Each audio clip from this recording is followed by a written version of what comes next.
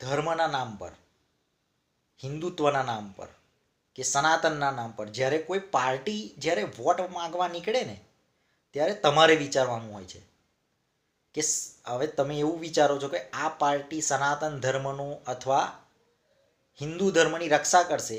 અલા ભાઈ, જ્યારની આ પાર્ટીનું અસ્તિત્વ નહોતું ને ત્યારનો હિન્દુ ધર્મ અને સનાતન ધર્મ છે. જ્યારે કોઈ ધર્મો નહોતા ત્યારનો આ ધર્મ છે. અને હવે તમે એવું કહો છો કે આ પાર્ટી હિન્દુત્વનું રક્ષણ કરશે. આ ઠેકાણે છે તમારું? આ ઠેકાણે છે? તો આ બધો ભ્રમ તમારો મગજમાંથી કાઢી નાખો. જો આના લીધે તમે કોઈ પાર્ટીને વોટ કરતા હોય તો આ ખરેખર ખોટું છે. કોઈ પાર્ટી સનાતન અને હિન્દુત્વનું રક્ષા કરે એટલી કેપેબલ છે જ નહીં. અને ધર્મને કોઈ બી પોલિટિકલ પાર્ટીની જરૂર બી નથી. તો ધર્મને અને પોલિટિક્સને અલગ રાખો મહેરબાની કરીને. અને તમારી મનમાં પણ એવું હોય કે આવું ભાઈ સનાતન ધર્મ કેટલો જૂનો છે એ તને ખબર જ હશે, પણ ના ખબર હોય તો તું ગૂગલ કરી લે. બરાબર?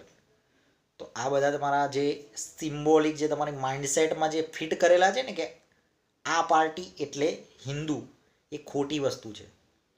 તો તમે જો હિન્દુત્વના અને સનાતનના નામે જો કોઈ પાર્ટીને વોટ કરતા હોય તો એ તદ્દન ખોટી વાત છે.